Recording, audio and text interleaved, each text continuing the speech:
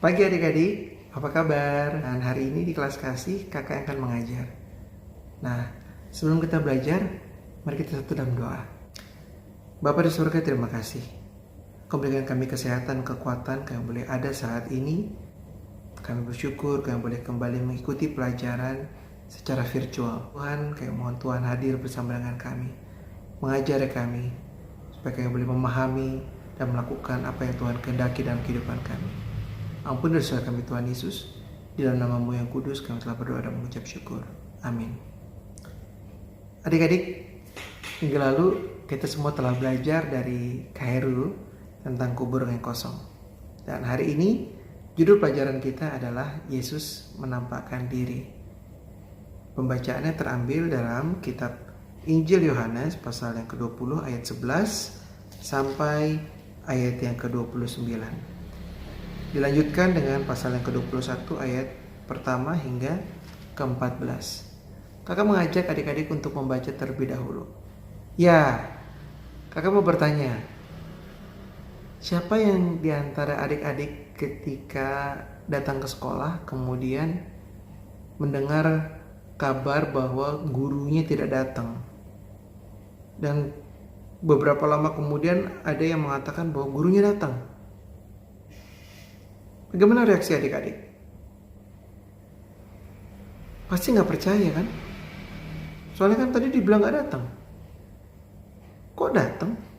Nggak percaya, pasti bohong tuh kabarnya. Nah, itulah yang terjadi ketika Tuhan Yesus bangkit dari kematian dan Maria Magdalena melihat kubur yang kosong. Maria begitu ketakutan. Sampai akhirnya Maria ketemu dengan Tuhan Yesus. Dan kemudian Maria menyampaikan kabar bahwa Tuhan Yesus hidup.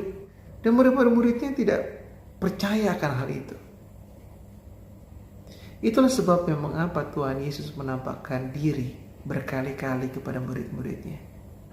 Tapi apakah cuma menampakkan diri kepada Maria dan ke-11 murid? Ternyata enggak.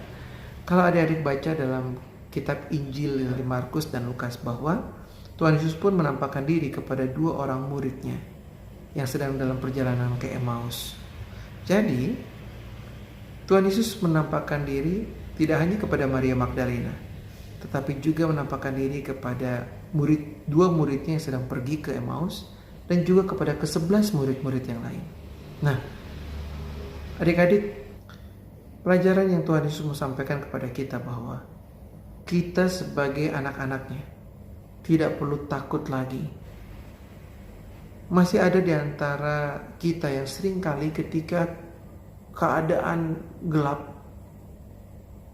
kita takut untuk pergi ke tempat yang gelap. Karena kita takut kita akan berjumpa dengan sesuatu yang menakutkan kita atau hantu. Itu pun dialami oleh para murid.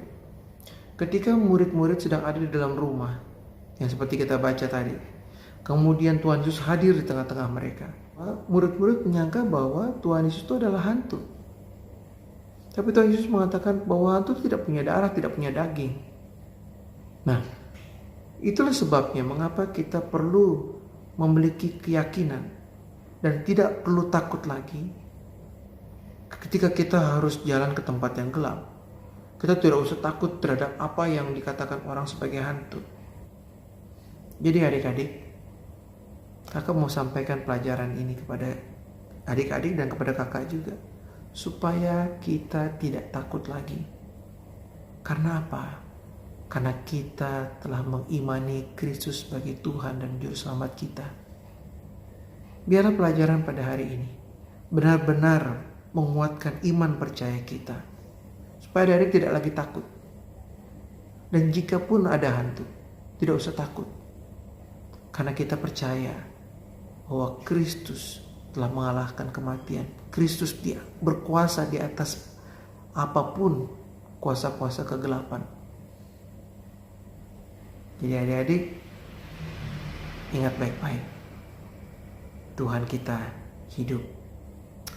Haleluya. Mari kita berdoa.